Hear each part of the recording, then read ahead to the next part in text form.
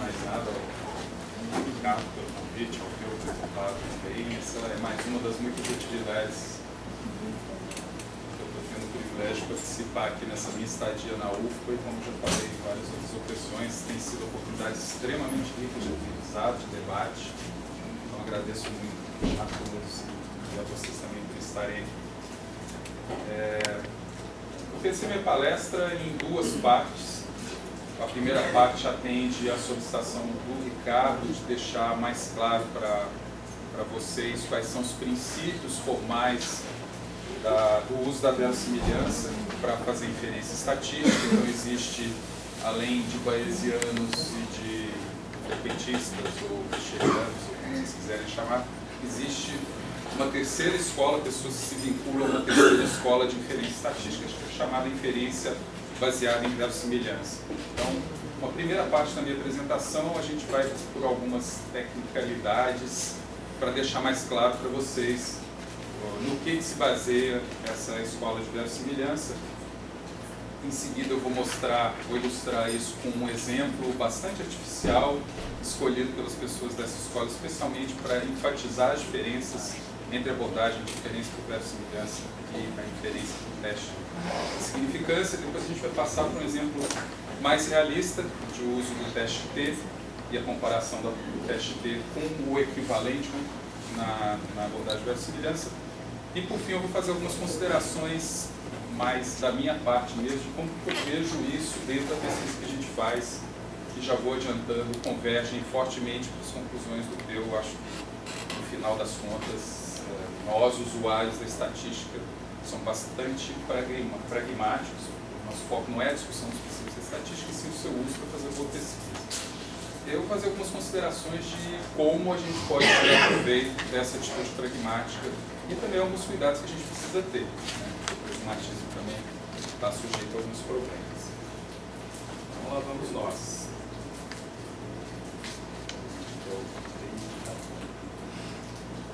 Bom,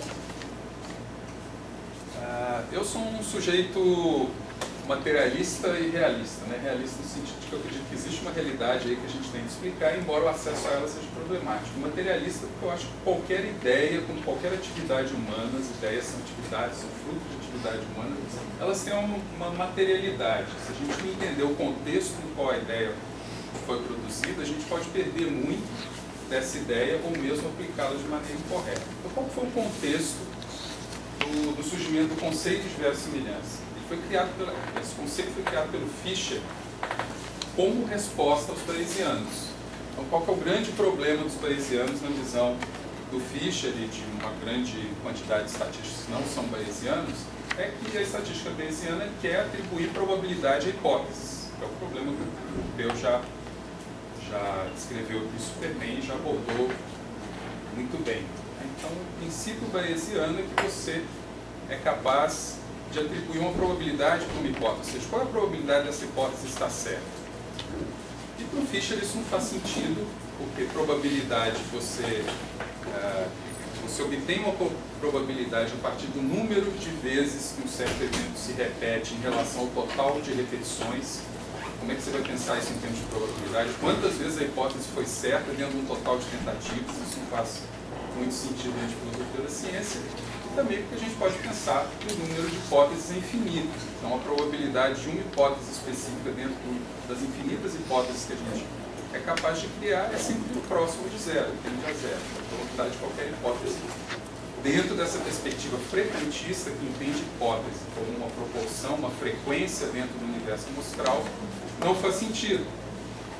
E aí, para responder a essa tentativa dos bayesianos de atribuir probabilidades à hipótese, o Fisher vai dizer o seguinte: bom, existe uma coisa legítima aí. As pessoas querem medir de alguma maneira o nosso grau de confiança numa hipótese. E deve ter alguma coisa a ver com a quantidade de evidência a favor ou contra que existe para aquela hipótese. Tá certo? Então, por isso, ele criou a verossimilhança. A verossimilhança não é probabilidade, ela é uma função de probabilidades que uma hipótese atribui ao dado. E foi criada pelo Fisher justamente para distinguir, olha, é possível a gente medir o grau de confiança ou que um cientista pode ter numa hipótese à luz de um certo conjunto de dados. Isso se chama verossimilhança, é uma função das probabilidades, mas não é probabilidade. Então, no final, o que está em debate aqui é qual é o valor de evidência de um conjunto de dados para sustentar uma hipótese ou outra. Então, a verossimilhança, ela se define, ou melhor dizendo, você só pode aplicar a verossimilhança depois que você tem os dados. Com esse conjunto de dados, qual é o valor de evidência, o quanto eles sustentam uma hipótese em detrimento de outra. Então, outro aspecto importante da verossimilhança é que ela é um conceito sempre comparativo. Ela está avaliando o valor de evidência de um certo conjunto de dados a favor de uma hipótese contra outras concorrentes, uma ou mais concorrentes. Então, o contexto de criação foi esse. A verossimilhança foi criada justamente como uma resposta, como uma crítica ao conceito bayesiano, mais indutivista, provavelmente, de que você atribui probabilidades. Você não atribui probabilidades, mas talvez a gente possa medir o nosso grau de confiança a diferentes hipóteses. Então, agora essa primeira parte é a parte de definir formalmente verossimilhança e com a lógica geral de uma abordagem que pegou o conceito de verossimilhança do Fischer, o qual ninguém discute. Todos os estatísticos de todas as tribos estão de acordo com a verossimilhança, a sua definição, e é isso aqui que é a lei da verossimilhança. Mas existe uma escola específica de inferência, que se chama escola baseada em evidência, ou escola baseada em verossimilhança, que faz um uso particular da verossimilhança. Criou um princípio desse conceito. Esse princípio é que está em disputa. Nem repetistas, nem bayesianos aceitam ele, e essa terceira escola, então, adota esse princípio. Mas existe uma coisa sobre a qual está todo mundo de acordo, que é isso aqui, a definição de verossimilhança e essa lei, que tem a ver com esse trabalho inicial do Fischer. Então, num enunciado informal, vamos imaginar que a gente tenha um conjunto de dados e a gente tem mais de uma explicação para aquele conjunto de dados, mais de uma hipótese para aquele conjunto de dados. No nosso caso aqui, se a gente está apelando para estatística, é porque essas hipóteses são probabilísticas. Então, são hipóteses que atribuem uma probabilidade a alguma coisa acontecer. Por exemplo, se eu tenho uma moeda e a minha hipótese é que essa moeda não é viciada, essa hipótese atribui uma probabilidade de 50% de dar cara se eu jogar essa moeda para cima e de dar coroa. Então, eu tenho uma hipótese probabilística que significa um modelo que atribui probabilidades a tudo que pode acontecer, aos meus dados. Certo? E aí, se eu tenho mais de uma hipótese, ou seja, eu tenho modelos que atribuem, diferem quantas probabilidades que eles atribuem aos dados, eu tenho hipóteses concorrentes. Cada uma delas atribui uma probabilidade diferente. Com qual eu fico? Com aquela que atribuía a maior probabilidade ao que eu vi. É um princípio muito intuitivo, né? Isso é a verossimilhança, é a comparação das probabilidades que modelos diferentes atribuem aos dados. Então, se eu tenho uma hipótese, por exemplo, essa moeda não é viciada, e eu tenho uma outra hipótese que diz essa moeda é viciada e produz 2 vezes mais caras do que coroas, se eu jogo a moeda várias vezes para cima e eu obtenho 2 vezes mais caras do que coroas, a minha segunda hipótese atribui mais probabilidade ao que eu vi. Eu tenho um modelo que diz assim, olha, o que você está vendo aqui é muito provável. Enquanto que a outra hipótese, que essa moeda não é viciada, ela está dizendo, olha, se jogar 100 vezes a moeda para cima e só obter 25% de caras, é muito menos provável. A partir disso, eu fico com a hipótese que essa moeda está viciada e produz 2 vezes mais cara do que coroa. Esse é o princípio básico da lei da verossimilhança. Essa é a lei da verossimilhança, um enunciado informal. Um enunciado mais formal, que eu estou colocando aqui porque tem alguns conceitos aqui que vão ser úteis para a gente seguir adiante, é esse aqui. Dado uma variável aleatória, eu estou deixando sempre negrito os conceitos centrais dos quais a gente vai precisar em seguida. Então, dado uma variável aleatória x maiúsculo, o que significa isso? Variáveis aleatórias são medidas que podem assumir mais de um valor, é só isso. Ou seja, tudo com o qual a gente lida na nossa pesquisa, né? Quem dera nossas medidas não fossem variáveis aleatórias, né? A gente não precisaria de estatística.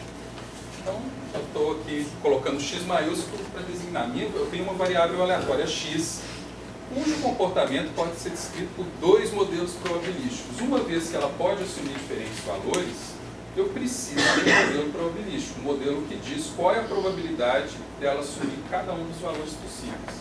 Tudo bem? Ok. Sendo que um modelo, o M1, afirma que a observação x grande igual a x pequeno, então eu estou dizendo aqui que a variável aleatória, que pode assumir vários valores, assumiu um valor particular x pequeno. Tá bom? Seria observado com a probabilidade P1 de x. Então esse modelo atribui a essa observação particular x minúsculo essa probabilidade P1 de x. E eu tenho um outro modelo que afirma que essa mesma observação seria observada com a probabilidade P2x. Oi? Claro, o modelo probabilístico a gente tem que definir. Exato, esse é o ponto. E é aí que a verossimilhança, a escola de inferência baseada em verossimilhança difere das demais. O ponto-chave aqui, de onde é que veio esse modelo? A gente vai avançar nisso aí. Então, dado esses dois modelos, que atribuem probabilidades diferentes ao que eu observei, essa observação x minúsculo é uma evidência a favor do modelo 1 vis-à-vis com o modelo 2, se e somente se a probabilidade atribuída pelo modelo 1 ao que eu observei for maior que a probabilidade atribuída pelo modelo 2 ao que eu observei. Então o termo-chave aqui é que isso só faz sentido em termos comparativos, face a face. Essa coisa só funciona, essa abordagem só funciona se você tiver mais de um modelo probabilístico. Se a sua pergunta é qual é o valor de evidência do meu conjunto de dados a favor de uma hipótese ou de um modelo em comparação com outro. E mais do que isso, a força de evidência, ou seja, eu posso medir o quão confiante eu estou em um modelo em detrimento do outro, simplesmente dividindo essas duas probabilidades. Isso é chamada razão de verossimilhança. E essa razão é muito intuitiva, ela vai dividindo isso por isso aqui. Como essas duas coisas estão na mesma escala, no caso aqui é uma escala que vai de 0 a 1, eu posso, a razão de verossimilhança vai falar assim, olha, com esses dados aqui, eles te autorizam a dizer que o modelo 1 é 2 vezes mais plausível que o modelo 2, é 10 vezes mais plausível para esse conjunto de dados. Então a gente está medindo a força de evidência de um conjunto de dados específico. Trocou o conjunto de dados, a razão de verossimilhança pode ser outra. Tá? Parece que verossimilhanças são probabilidades, né? Eu estou dividindo uma probabilidade pela outra. Não são. Tá? Elas não têm propriedade de probabilidades. Então, por exemplo, elas não integram em um. Né? Uma probabilidade, a soma de todas as probabilidades, ou a integral, se for uma variável contínua, tem que dar 1. Uma função de verossimilhança com um dado conjunto de dados não necessariamente integra em 1 raramente. Na verdade, isso é uma mera coincidência. E essa razão aqui, que é o que nos interessa, eu poderia expressar essa probabilidade numa escala de 0 a 100 ao invés de 0 a 1. Eu poderia tirar a raiz quadrada de cada uma dessas coisas. Eu podia tirar o logaritmo de cada uma dessas coisas. E isso a gente vai fazer de fato. E essa razão não se altera, estão de acordo? Então o que interessa é a razão. Por isso, verossimilhanças não são probabilidades. Que é um engano comum. Tudo bem até aqui, gente? Fiquem à vontade para perguntar.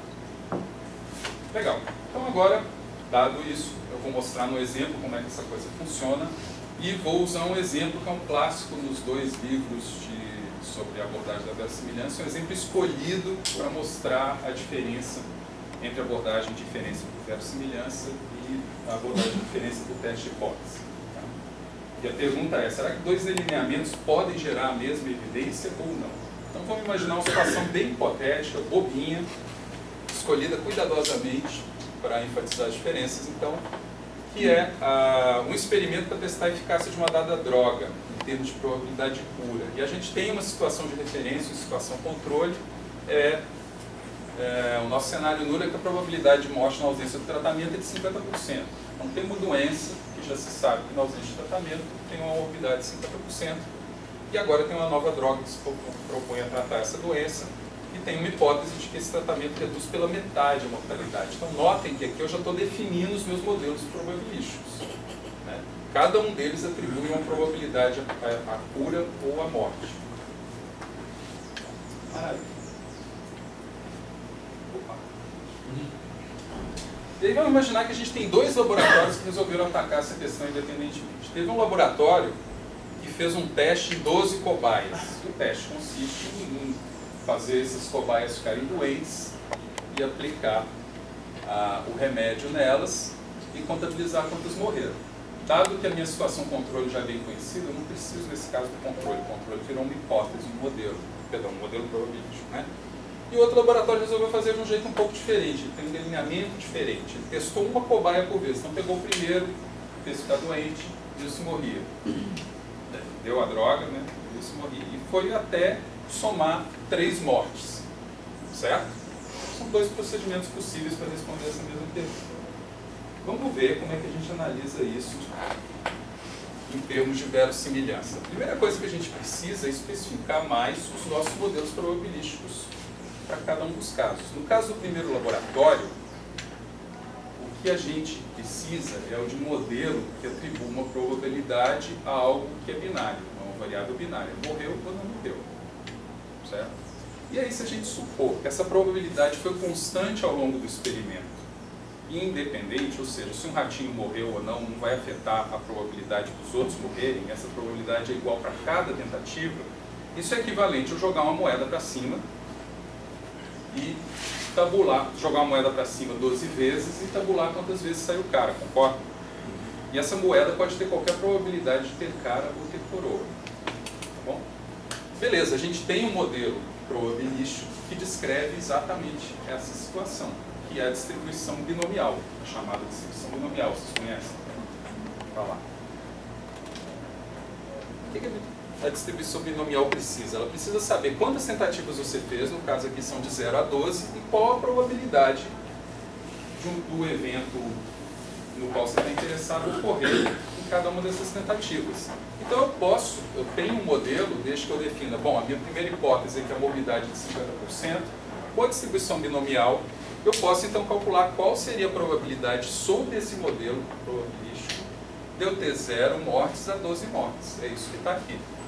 Tá? Então aqui eu tenho probabilidade em y e os valores possíveis da minha variável aleatória número de mortes em 12 tentativas em x.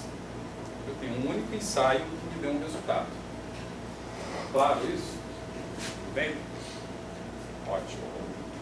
Qual que é o ponto muito importante aqui? Esse é um caso emblemático, né, para a escola de verossimilhança, porque esse modelo aqui é um modelo constitutivo, é um modelo mecânico de como cada um dos eventos pode ter uma probabilidade. Se você jogar uma moeda para cima, você vai ver isso acontecendo. E ele é deduzido de primeiros princípios. Você não tirou da cabeça, eu acho que a distribuição de probabilidade, o modelo probabilístico é esse. Tá? Dado essas duas premissas, que a probabilidade é constante e ela é independente, você fez um certo número de tentativas, você deduz matematicamente a distribuição binomial. Ou seja, esse aqui é um modelo forte, porque ele está descrevendo um processo probabilístico a partir de primeiros princípios. Você, de fato, deduziu o modelo. É bem diferente de você falar, bom, eu vou atribuir uma probabilidade alta para morrer e uma probabilidade baixa para não morrer. Eu acho que está mais ou menos 2 para 1, e você não tem primeiros princípios sobre os quais apoiar essa tua opinião. Tá? Nem todo modelo probabilístico estatístico evidentemente tem uma base mecanística tão forte como a binomial, ela está aqui por causa disso.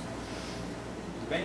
Beleza, então agora eu tenho a minha distribuição binomial e eu posso expressar as duas hipóteses em termos de distribuições binomiais com um parâmetro de probabilidade de morrer, que é morbidade, diferentes. A hipótese 1, que é a hipótese de referência, diz a probabilidade de morrer a cada tentativa é 50%. E aí eu vou ter essa distribuição de probabilidades para os valores de morte, de 0 a 12. E a segunda hipótese, que é do laboratório, que diz que a probabilidade de morte é reduzida pela metade, é uma outra binomial, só que agora a probabilidade de morte é de 25%, então vai ter essa carinha aqui, né? Os valores mais baixos, né, números menores de morte, aumentaram em probabilidade. Faz sentido. Tudo bem? Tá. E agora eu tenho uma observação, esse exemplo é didático, a gente só tem uma observação, que é, dos 12 cobaias tratados, vamos supor que 3 morreram.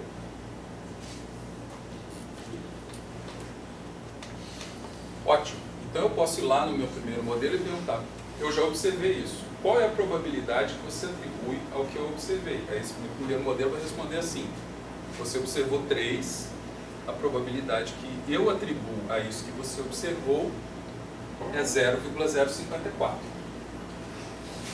Aí eu vou lá e pergunto para o segundo modelo. Segundo modelo, qual é a probabilidade que você atribui ao que eu observei? Ele falou, se eu observou 3, eu atribuo uma probabilidade bem maior a isso. Uma probabilidade de 0,258. Ótimo. A razão entre essas duas probabilidades é a famosa razão de verossimilhança. E vai me dizer a força de evidência, a força de evidência que esse dado tem a favor de uma hipótese comparada à outra. Até aqui tudo bem? Então vamos ver agora como é que o segundo laboratório resolve o mesmo problema. Bom, agora a gente não tem mais a situação de jogar a moedinha para cima, a gente tem uma situação diferente, que é eu estabeleço um número de mortes e eu faço tentativas até alcançar esse número de mortes. Não vou entrar aqui nos detalhes, mas existe um modelo equivalente a binomial, igualmente mecanicista, que pode ser deduzido dessa situação. Então, de novo, na verdade é a mesma moeda, eu estou jogando a moeda agora, ela também tem uma probabilidade constante de dar cara, só que agora eu não vou mais fixar o número de vezes que eu jogo para cima, eu vou fixar o número de caras que eu quero ter e vou contar quantas tentativas eu precisei fazer até ter esse número de caras. O número de fracassos, o número de coroas que eu precisei ter até ter o número de caras, não faz. Existe um modelo mecanístico para isso também, probabilístico, é chamado de distribuição binomial negativa. Não confundir com a binomial, é um modelo totalmente diferente, mas ele cumpre o mesmo papel que a binomial cumpriu no laboratório anterior. Então, de novo, aqui eu tenho uma distribuição binomial negativa, que ela está truncada em 25, porque ela não tem mais um limite superior, né? Eu posso tentar muitas e muitas vezes antes de ter minhas 3 primeiras mortes. Eu só trunquei aqui porque a partir daqui as probabilidades são muito baixas. Então eu tenho aqui, eu estou aqui representando a hipótese 1 para esse segundo laboratório através de um binomial negativa com um parâmetro de probabilidade constante de mortalidade de 50%. E aqui a mesma coisa com parâmetro de mortalidade de 25%. E de novo a mesma coisa. Eu vou lá e digo, bom, o segundo laboratório teve um resultado que a terceira morte aconteceu após 9 curas. Então tentou o primeiro, tentou o segundo, tentou o terceiro. Após 9 curas é que teve a terceira morte. Tá? E aí você pergunta para as duas distribuições, qual probabilidade você atribui a esse resultado 9 curas até a terceira morte? Esse modelo aqui vai atribuir essa probabilidade, que é pequenininha, 0,013, e esse segundo modelo vai atribuir uma probabilidade maior, 0,065. Ok?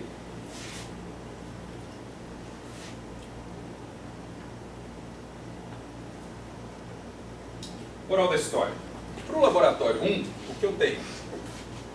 A probabilidade, essa notação aqui, é uma probabilidade condicional. Né? Isso aqui está dizendo a probabilidade que a hipótese 2 atribui ao resultado 3, dividido pela probabilidade que a hipótese 1 atribui ao resultado 3. 0,054 dividido por 0,258, 4,8. Ou seja, essa é a nossa razão de verossimilhanças. Dado o resultado de 3 mortes em 12 tentativas, a hipótese 2, ou modelo 2, é 4,8 vezes mais plausível que a hipótese 1. Esse é o suporte que esse conjunto de dados dá para uma hipótese em detrimento da outra. Tá? E o laboratório 2? Igual, a mesma razão de verossimilhanças, embora as probabilidades obtidas do modelo sejam diferentes. Tá? Esse é o ponto de disputa. O primeiro está trocado, tá? Oi? O primeiro está trocado, se é verdade. Tem razão. Vou mudar isso. Obrigado. Obrigado. Muito bem. Agora vamos fazer a mesma coisa com o teste de significância. Tá? Que na verdade não precisa nem de um teste aqui. Como a gente tem a distribuição de probabilidades do resultado, a gente só precisa se perguntar, da perspectiva de um teste de significância, a gente só precisa olhar para o modelo da hipótese nula, que é 50% de morbidade, nesse caso, né, situação controle, e se perguntar qual é a chance de que essa hipótese nula possa gerar o resultado que eu observei. É essa a lógica do teste de significância. Né? Ou um valor mais extremo do que o que eu observei. Que no caso, como a gente está interessado em que a droga cure, a gente tem um teste unicaudal, né? A gente precisa olhar para os dois lados da distribuição. Se eu achei 3 curas, três mortes em 12 cobaias, e o laboratório está interessado em provar que aquele remédio melhora a situação, eu tenho que me perguntar qual é a chance, sob a hipótese nula, de eu observar 3 ou menos mortes em 12 tentativas. Estamos de acordo? Essa é a lógica do teste de significância. Então eu vou lá de novo na binomial e pergunto qual é a probabilidade acumulada de 3 até 0, sob esse modelo nulo, esse modelo de referência. Tá certo? E essas probabilidades aqui, se eu somá-las, né, de 3 a de 2 a de 1 e a de 0, de que sejam 3 mortes ou menos, vai me dar um valor de 0,073. Se eu estou usando o nível de significância acordado na nossa área, que é de 0,05, eu não rejeito a hipótese nula. Então esses dados não me autorizariam a dizer que o remédio tem algum efeito. Perfeito? E o outro laboratório, a que conclusão chegaria? Bom, agora a gente tem que olhar para a binomial negativa, que descreve a probabilidade do meu variável de interesse, a binomial negativa de novo, que descreve o comportamento da minha variável de interesse sob a hipótese nula, só que agora os resultados extremos são 9 curas ou mais, né? Se o remédio é bom, eu vou observar muitas curas até que eu observe as primeiras 3 mortes. Então, eu só estou olhando a distribuição. Continua sendo um teste no caudal, mas agora eu estou olhando para o lado de cá, e o sentido da minha hipótese é esse, né? E se eu faço a mesma pergunta para a binomial negativa, porque o delineamento foi diferente, a resposta é diferente.